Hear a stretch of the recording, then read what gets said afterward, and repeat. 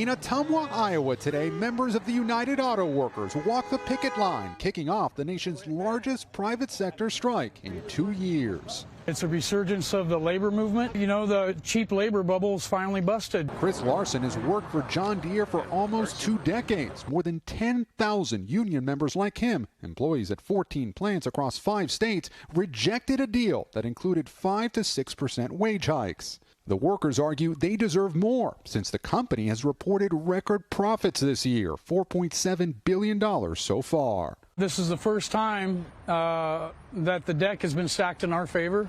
We know it. A John Deere spokesperson says we will keep working day and night to understand our employees' priorities and resolve this strike. But the walkout is underway during harvesting season when many farmers need parts for their equipment. It's also smack in the middle of a supply chain crisis, many factors colliding as the American worker decides to fight back. The president believes in collective bargaining rights, believes in workers' rights, believes that's the role that labor unions and why they are so important to our country. Marie Rataco has been a nurse in Massachusetts for nearly 40 years. She's been on strike for 7 months. I think the pandemic has awakened the union movement again.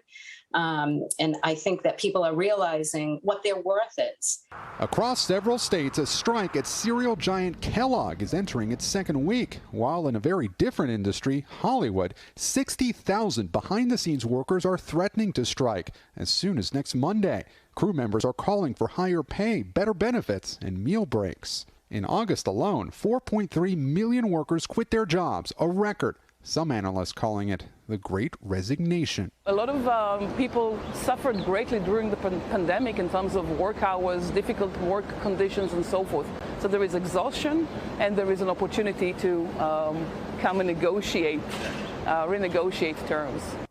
And Gabe joins us now from Wall Street, where despite all this, you mentioned stocks rose. Yeah, Lester, today the Dow rose by more than 500 points after major banks reported strong earnings. Also, the number of Americans applying for unemployment benefits dropped to the lowest level since the pandemic began. So some unions feel they have some leverage. Thanks for watching our YouTube channel. Follow today's top stories and breaking news by downloading the NBC News app.